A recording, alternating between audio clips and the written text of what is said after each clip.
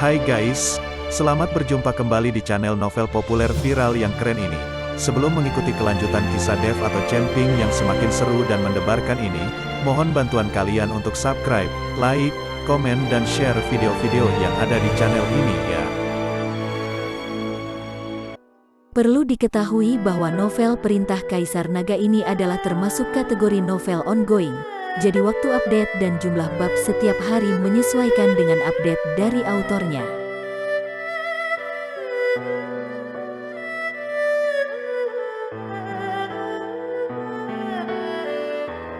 Perintah Kaisar Naga bab 3275, 3276, 3277. Melihat adegan ini, Ji Lianjun sangat terkejut hingga dia tidak bisa menutup mulutnya.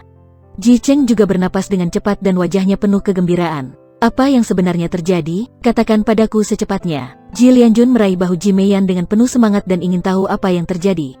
Ji Meiyan tersipu. Dia tidak berani mengatakan yang sebenarnya terjadi. Dia tidak bisa memberitahu tentang tidur dengan Dev di depan semua orang. Nak, di mana Tuan Qin? Saat ini, Ji Lianying juga datang bersama orang-orang, termasuk orang-orang dari Istana Juman. Melihat ayah mereka datang, Ji Yue dan Ji Meizhen bergegas maju, mencoba menarik Ji Lianying ke samping untuk berbicara. Namun, Ji Lianying mengabaikan mereka berdua dengan sangat tidak senang dan berkata, "Jika ada yang ingin kamu katakan, katakan saja di sini. Tuan Istana Qin bukanlah orang luar."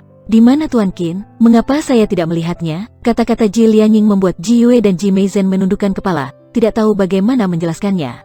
Melihat mereka berdua, Ji Lianying tiba-tiba merasakan firasat buruk di hatinya. Ketika Qin He Tian melihat ini, dia mengerutkan kening dan berkata, "Di mana anakku? Di mana anakku?" Menghadapi raungan Qin He Tian, Ji Yue hanya bisa berkata dengan hati-hati, Tuan Qin, dia sudah mati."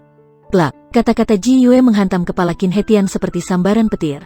Bahkan Ji Lianying tercengang saat itu juga, dia tidak menyangka Qin Jingyu akan mati. "Apa yang terjadi? Apa yang terjadi?" Ji Lianying bertanya dengan cemas. Tuan muda Qin menyadari kekuatan asalnya, lalu dia menyerap aura dari kekuatan asalnya. Namun, Tuan muda Qin menyerap terlalu banyak dan tubuhnya tidak dapat menahannya.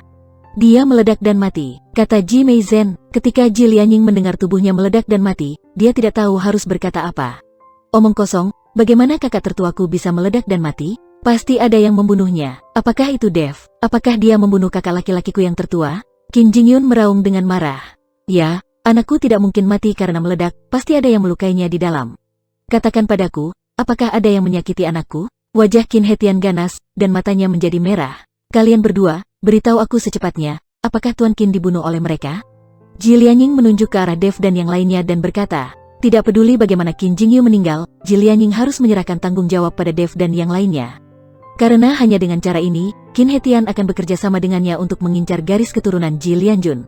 "Ayah, tidak, ini." Ji Yue ingin menjelaskan, tapi ditampar keras oleh Ji Lianying. "Kamu bajingan, aku memintamu untuk menjaga Tuan Qin dengan baik, tapi kamu membiarkan dia dibunuh dan kamu tidak berani mengatakan yang sebenarnya."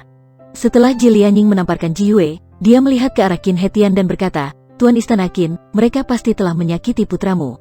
Sekarang kedua keluarga kita telah bergabung, kita tidak boleh membiarkan mereka pergi." Qin He Tian memelototi Dev dan yang lainnya, dia tidak percaya putranya meledakkan dirinya sendiri. "Saya ingin mereka membayar dengan darah."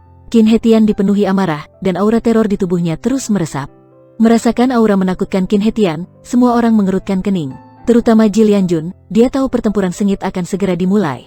"Ji Cheng, jangan lupa jelaskan urusanmu." Ji Lianjun berkata pada Ji Cheng. Ji Cheng mengangguk, dengan ketidakberdayaan di matanya. "Jika kamu berani membunuh anakku, aku akan membunuhmu." Qin He Tian meraung marah, tubuhnya hanya bergoyang sedikit, dan dia tiba di depan Dev dan yang lainnya. Ketika Ji Lianying melihat ini, dia segera mengikutinya bersama orang-orangnya. "Apa yang akan kamu lakukan?" Ji Lianjun berkata dengan marah. "Saudaraku, Tuan Qin dibunuh di tanah leluhur. Dia mendapat perintah dari kepala keluarga Anda. Namun, orang luar ini diam-diam memasuki tanah leluhur tanpa perintah dari kepala keluarga dan membunuh Tuan Qin. Apakah Anda ingin menyerahkannya kepada mereka sekarang?" Ji Lianying bertanya pada Ji Lianjun. "Paman kedua, jangan memfitnah siapapun. Qin Jingyu meledakkan dirinya dan mati. Tanyakan kepada anak-anakmu, mereka juga melihatnya." Ji Meiyan berkata pada Ji Lianying. "Tidak perlu bertanya, dia dibunuh."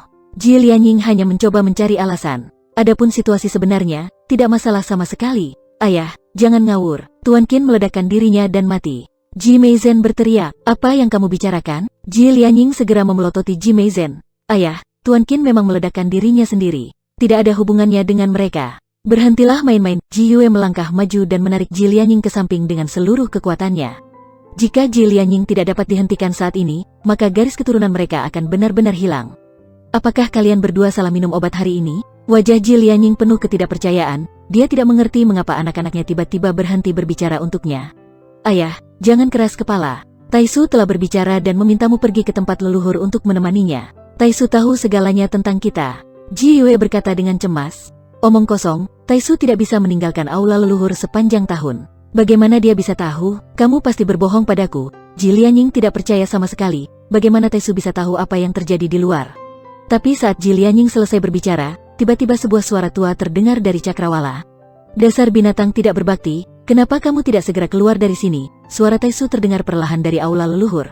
Mendengar suara ini, semua anak keluarga Ji tercengang dan Ji Lianjun segera berlutut. Anak-anak lain dari keluarga Ji juga berlutut dan bersujud. Karena ini pertama kalinya selama bertahun-tahun mereka mendengar suara Taisu di luar tanah leluhur mereka. Mata Ji Lianying membelalak dengan ketakutan dan ketidakpercayaan di matanya.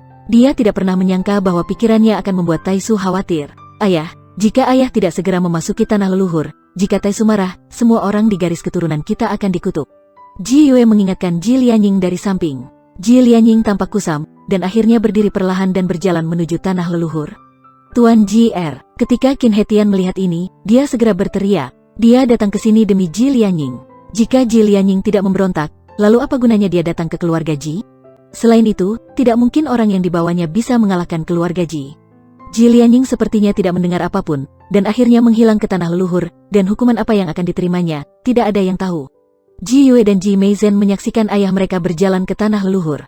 Meski enggan menyerah, mereka tidak punya pilihan. Siapa yang membuat mereka mengabaikan keselamatan keluarga Ji dan berkolusi dengan pihak luar untuk merebut posisi kepala keluarga Ji? Keluarga Ji. Setelah Ji Lianying memasuki tanah leluhur, Ji Yue dan Ji Meizhen segera menghampiri Ji Lianying bersama anak-anak mereka. Ji Yue dan Ji Meizhen sama-sama berlutut di depan Ji Lianjun. Paman, kami terobsesi dengan pikiran kami sendiri. Kami mengikuti ayah kami dan melakukan banyak hal yang menyakiti keluarga Ji. Mohon maafkan saya, Paman. Ji Yue dan Ji Meizhen berlutut di tanah dengan tulus, terus bersujud. Saat ini, mereka pasti mengakui kesalahannya dengan tulus. Tidak ada lagi pemberontakan, bahkan Taisu telah berbicara, beraninya mereka berpikir sedikit pun. Terlebih lagi, kini Ji Meiyan telah membuka ruang asal dan menyadari asal-muasal nenek moyang keluarga Ji. Garis keturunan mereka tidak memiliki kekuatan untuk merebut posisi kepala keluarga. Bangunlah dan kembali ke jalan yang benar. Akui saja kesalahanmu dan perbaiki. Ji Lianjun tidak ingin mempermalukan kakak dan adik ini. Bagaimanapun, Ji Lianjun tidak ingin melihat anak-anak keluarga Ji saling membunuh. Qin He Tian di samping melihat pemandangan di depannya, dan paru-parunya hampir meledak. Dia melakukan perjalanan ribuan mil untuk membawa orang ke sini, tetapi sekarang dia tidak memperoleh apapun, dan salah satu putranya telah meninggal. Tuan Istana Qin, karena putramu meninggal karena meledakkan diri, menurutku kamu tidak perlu tinggal di keluarga Ji-ku kan? Ji Lianjun memandang Qin He Tian dan bertanya. Wajah Qin He Tian penuh ketidakpuasan, tapi dia tidak bisa marah. Bagaimanapun, ini adalah keluarga Ji. Jika terjadi perkelahian, tidak ada satupun dari mereka dari Istana Juman yang bisa pergi. Ayo pergi. Qin He Tian mengertakkan gigi, lalu melambaikan tangannya dan membawa orang-orangnya pergi. Ayah, kenapa ayah melepaskan dia? Ayah harus memberi mereka pelajaran? Ji Meiling sedikit tidak puas saat melihat ayahnya membiarkan orang-orang dari Istana Juman pergi. Lebih baik membubarkan musuh daripada membuat permusuhan, dan tidak ada gunanya kita memprovokasi mereka. Kali ini, keluarga Ji kami tidak saling membunuh. Itu sudah merupakan keberkahan dari Tuhan. Katakan padaku secepatnya, apa yang terjadi padamu di tanah leluhur? Kenapa adikmu tiba-tiba membuka ruang asal dan menyadari kekuatan asalnya? Ji Lianjun sangat ingin tahu bagaimana Ji Meiyan melakukannya. Ayah, mari kita bicarakan hal ini saat kita kembali. Ji Meiling tahu bahwa berbicara tentang Ji Meiyan di depan banyak orang pasti akan membuat Ji Meiyan malu, jadi dia berencana untuk membicarakannya ketika dia kembali. Oke. Ayo kembali. Ji Lianjun mengangguk. Ketika dia kembali ke rumahnya, Ji Meiling menceritakan semuanya pada Ji Lianjun. Ketika Ji Lianjun mendengar bahwa kombinasi Ji Meiyan dan Dev membuat bakat dan garis keturunan Ji Meiyan berbeda dari orang biasa, dia ternganga karena terkejut. Dia tidak pernah menyangka bahwa Dev ternyata memiliki garis keturunan tertinggi setelah seorang wanita berhubungan seks dengan Dev, bakat dan garis keturunannya bisa berubah. Ini sungguh keterlaluan. Pada saat ini, mata Ji Lianjun yang menatap Dev menjadi sedikit istimewa. Ini membuat Dev merasa sedikit malu. Tuan Ji, aku sedikit lelah. Aku akan istirahat dulu. Dev segera bangun dan ingin pergi. Tuan Chen, tetaplah di sini. Saya masih ingin mengatakan sesuatu kepada Tuan Chen. Ji Lianjun buru-buru menghentikan Dev, lalu melambaikan tangannya untuk menyuruh semua orang untuk pergi. Setelah semua orang pergi, Ji Lianjun menatap Dev dengan mata berbinar, seolah sedang melihat harta karun. Dev merinding saat melihatnya. Mungkinkah Ji Lianjun ini mendengar bahwa tidur dengannya dapat meningkatkan bakat dan garis keturunannya, jadi dia juga berpikir. Memikirkan hal ini, Dev hampir muntah. Tuan Ji, jika ada yang ingin Anda katakan, katakan saja. Dev bertanya, menahan keinginan untuk muntah. Tuan Chen, saya memiliki permintaan yang kurang pantas. Saya sedikit malu untuk mengatakannya. Ji Lianjun tampak sedikit gugup. Ketika Dev melihatnya, bulu kuduknya berdiri, dan dia segera berkata, karena kamu malu mengatakannya, maka aku akan pergi. Dev ingin pergi, tapi dihentikan oleh Ji Lianjun. Tuan Chen, seperti kata pepatah, pahlawan cocok dipasangkan dengan wanita cantik. Silahkan Anda lihat, ada cukup banyak gadis di keluarga Ji kami. Saya harap Tuan Chen dapat memilih beberapa dari mereka dan menggabungkannya dengan mereka. Tentu saja, tidak peduli dari segi bentuk atau penampilan, Tuan Chen menyukai semuanya, dan semuanya sempurna. Tuan Chen, tinggallah di rumah Ji saya lebih lama lagi agar saya bisa menjamu Tuan Chen, kata Ji Lianjun. Ketika Dev mendengar ini, dia tercengang. Jika pria lain mendengar permintaan ini, mereka mungkin akan melompat kegirangan, tapi Dev meringis di wajahnya, dia akan dikurung dan dibesarkan seperti babi yang sedang berkembang biak. Dev menatap mata Ji Lianjun dan tidak berani menolak saat itu juga, dia hanya bisa tersenyum canggung dan berkata, Tuan Ji, izinkan saya istirahat dulu dan memikirkannya, oke? Ya, tentu saja Tuan Chen harus istirahat yang cukup agar memiliki tenaga. Ji Lianjun memandang Dev dan sepertinya dia dalam masalah, jadi dia berkata dengan gembira.